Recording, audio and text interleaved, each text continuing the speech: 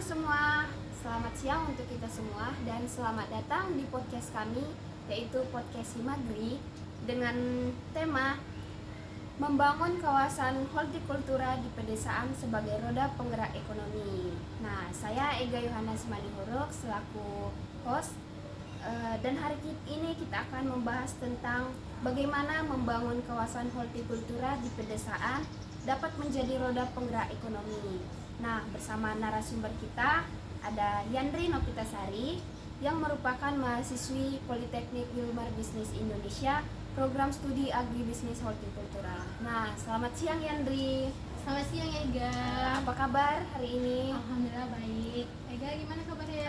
Baik juga. Nah, saya Ega Yohanes Manihuruk. Jadi sebelum lebih jauh membahas tentang bagaimana membangun kawasan hortikultura di pedesaan dapat menjadi roda penggerak ekonomi, boleh dong kamu jelasin apa itu kawasan hortikultura dan mengapa itu penting bagi pedesaan? Oke, ya. Jadi kawasan hortikultura itu merupakan area yang digunakan untuk menanam tanaman seperti sayur, buah-buahan, tanaman obat, dan tanaman bunga. Kawasan hortikultura dapat menjadi pendapatan bagi masyarakat pedesaan khususnya, dan juga meningkatkan kualitas hidup masyarakat melalui peningkatan produksi dan kualitas produk hortikultura sendiri. Nah, meningkatkan kualitas hidup masyarakat melalui peningkatan produksi dan kualitas produk hortikultura itu bagaimana ya caranya? Meningkatkan produksi dan kualitas hidup masyarakat melalui peningkatan produksi dan kualitasnya itu dapat dilakukan dengan mengembangkan teknologi pertanian modern. Dengan menggunakan teknologi perangkap lunak dan manajemen pertanian modern dan memanfaatkan lahan perkarangan masyarakat. Pembangunan kawasan pertanian yang baik, juga infrastruktur yang lengkap seperti jalan, irigasi, dan fasilitas lainnya itu juga sangat penting untuk meningkatkan produktivitas dan kualitas produksinya. Selain itu juga pendidikan dan pelatihan teknis bagi petani tentang cara-cara pertanian modern menjadikan keefektifan dan meningkatkan kualitas produksi tersebut. Pendidikan dan kesehatan juga perlu dan sangat penting untuk menjaga lingkungan agar tetap aman. Nah, kita bicara tentang hortikultura. Mengapa kawasan hortikultura itu identik dengan pedesaan? Oke, pada umumnya kan kawasan hortikultura itu berada di pedesaan ya, karena beberapa kelebihan yang menjadikan strategis untuk pengembangan pertanian tersebut. Yang pertama itu, pedesaan seringkali memiliki potensi alam yang subur dan luasan lahannya yang tersedia, yang sangat mendukung pertumbuhan tanaman hortikultura. Selain itu juga, pedesaan biasanya masih alami ya, Ega. Dia jauh dari pusat keramaian kota, sehingga dapat menjaga lingkungan dan mengurangi dampak negatifnya sendiri. Aksesibilitasnya juga mudah, transportasi distribusi produksi hortikultura sehingga meningkatkan efisiensi keuntungan bagi petani. Pengembangan kawasan hortikultura di pedesaan juga dapat meningkatkan perkembangan warga dengan mengembangkan komoditas hortikultura seperti sayuran hijau, buah-buahan kecil. Seperti kita bisa melihat banyak petani yang menanam tomat, cabai di daerah pedesaan itu. Selain itu juga dapat meningkatkan pendapatan dan kemampuan SDM-nya, serta memberikan nilai tambah bagi masyarakat itu sendiri. Selain itu, pengembangan kawasan hortikultura di pedesaan dapat berdampak positif bagi PDRB daerah, terutama sektor pertanian, serta meningkatkan keberlanjutan kawasan komoditi unggulan. Nah, bagaimana sih cara kita membangun kawasan hortikultura di pedesaan dan apa saja yang perlu dipertimbangkan? Jadi menurut Permentan nomor 41 tahun 2009, penetapan kawasan budidaya hortikultura dilakukan berdasarkan kriterianya. Yang pertama itu mempunyai kesesuaian lahan yang didukung dengan sarana dan prasarananya, budidaya, panen dan pasca panennya. Yang kedua itu ada memiliki potensi untuk pengembangan sistem dan usaha agribisnis hortikultura. Dan yang ketiga mempunyai akses prasarana transportasi, jalan, serta pengangkutan yang mudah dan dekat dengan pusat pemasaran dan pengumpulan produksi. Strategi dasar pengembangan kawasan hortikultura itu sendiri dapat diawali dengan optimalisasi komoditas unggulan yang telah berkembang seperti buah, tanaman obat, sayuran, dan juga bunga yang secara berfokus dan terarah kemudian dikembangkan melalui pendekatan agribisnis dengan memperhatikan keterkaitan hulu hilir secara berkesinambungan. Selain itu juga pengembangan kawasan hortikultura tidak berdiri sendiri, namun lebih merupakan keterpaduan dari beberapa program dan kegiatan pengembangan antara sektor atau subsektornya, antara instansi dan antara pelaku yang telah ada yang berfokus di kawasan tersebut. Nah, bagaimana kita memulai membangun kawasan hortikultura di pedesaan dan program apa saja yang dapat kita lakukan? Pada hakikatnya pengembangan kawasan hortikultura dibangun atas kerjasama antara pelaku usaha, pemerintah, sektor-sektor terkait seperti pertanian, industri, perdagangan, koperasi, UMKM, pusat penelitian dan perguruan tinggi.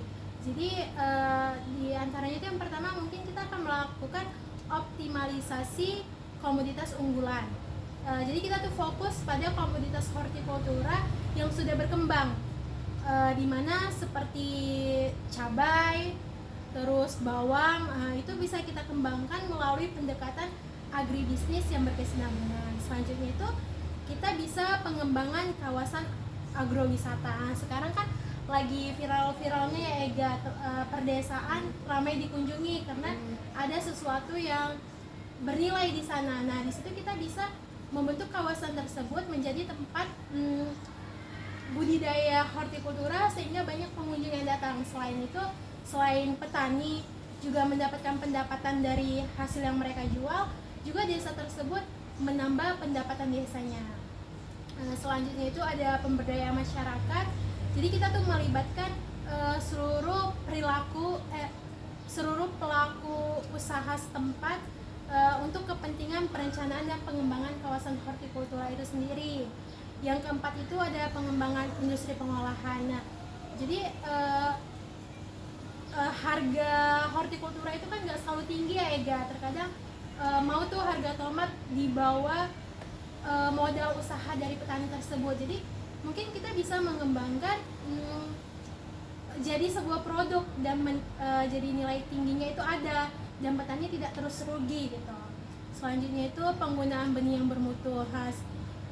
Sebelumnya kan banyak nih petani yang beli benih hibrida, setelah itu benih tersebut nggak bisa digunakan lagi nih sama petani. Nah, petani mungkin bisa mengembangkan benih yang bermutu sehingga nggak terus-terus merugikan petani tersebut gitu. Nah, selanjutnya itu ada pengembangan kelembagaan tani. Mungkin itu bisa kayak bekerja sama, kontribusi dengan lembaga lainnya gitu kan, dimana di sana kita memanajemen rantai pasoknya antara kelompok tani dengan pengusaha. Dan yang terakhir itu ada pengolahan lingkungan. Jadi kalau bisa kita kalau untuk pertanian yang organik mungkin itu susah ya Ega, karena kebiasaan petani kita yang sudah menggunakan bahan kimia gitu. Tapi mari bersama-sama kita pikirkan untuk masa depan ini bagaimana kalau terus-terusan kita menggunakan pupuk non-organik. Jadi kita kurangi sedikit-sedikit penggunaan yang non-organik itu sehingga lahan untuk hortikultura itu bisa berlanjut hingga nanti anak cucu kita seperti itu.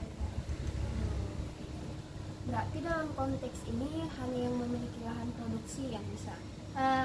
Jadi kan kebanyakan juga petani tidak memiliki lahan ya Ega. Jadi petani yang tidak memiliki lahan itu dia bisa memanfaatkan lahan perkarangannya. Itu merupakan cara sederhana ya Ega untuk membangun kawasan hortikultura di pedesaan. kita dapat membuat program untuk memanfaatkan lahan perkarangan yang kita pakai untuk menanam tanaman hortikultura. Selain itu banyak manfaat dari kita memanfaatkan lahan hortikultura itu. Yang pertama, meningkatkan kualitas kesehatan masyarakat dengan menghasilkan komoditas tanaman obat, dimana manfaatnya ketika kita memerlukan obat, kita bisa nih menggunakan obat herbal untuk tubuh kita agar lebih sehat. Dan selain itu juga kita bisa membantu orang lain. Kan banyak tuh ibu-ibu yang kadang tiba-tiba kayak perlu jahe nih, batuk, kita juga bisa kan membantu tetangga kita seperti itu. Selain itu juga budidaya tersebut itu dapat kita konsumsi sendiri, ketersediaannya kan tidak terbatas, selalu ada gitu kan.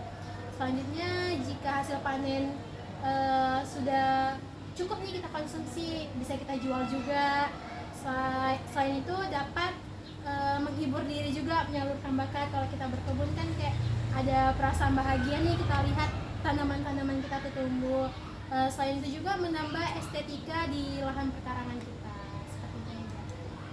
Nah, bagaimana kawasan hortikultura di pedesaan itu dapat menjadi roda penggerak ekonomi? Seperti yang kita tadi bicarakan sebelumnya ya, kawasan hortikultura di perdesaan itu dapat menjadi roda penggerak ekonomi melalui beberapa strategi dan kegiatan yang tadi udah saya bicarakan juga. Salah satunya dengan mengembangkan komoditas unggulan, pengembangan kawasan industri, pemberdayaan masyarakat, pengembangan industri pengolahan, penggunaan benih yang bermutu, dan pengembangan kelembagaan tani, pengolahan lingkungan, dan juga pemanfaatan lahan perkarangan. Oleh karena itu kita perlu dilakukannya upaya agar pengembangan kawasan hortikultura di perdesaan sebagai salah satu strategi untuk meningkatkan ekonomi dan kesejahteraan masyarakatnya. Nah, untuk Yandri sebagai narasumber, menurut Yandri itu ajakan apa yang bisa Yandri berikan kepada pendengar kami?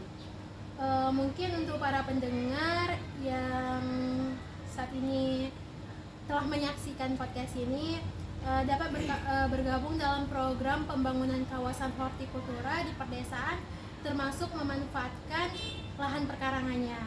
Kita dapat mengajak mereka untuk menjadi bagian dari tim perencanaan atau untuk menjadi petani yang terlibat dalam program ini. Nah, terima kasih kepada Yandri atas penjelasan tentang bagaimana membangun kawasan hortikultura di pedesaan dapat menjadi roda penggerak ekonomi ya. Nah, mari kita bangun kawasan hortikultura di pedesaan sebagai roda penggerak ekonomi yang berkelanjutan dan berkeadilan. Dengan kerjasama dan partisipasi aktif dari masyarakat, pemerintah, dan swasta, kita dapat meningkatkan pendapatan, kemampuan SDM, dan kualitas hidup masyarakat di pedesaan. Jangan ragu untuk memulai dan menjadi bagian dari perubahan positif di pedesaan. Semoga informasi ini dapat bermanfaat bagi pendengar. Sampai bertemu di podcast selanjutnya. Terima kasih dan sampai jumpa.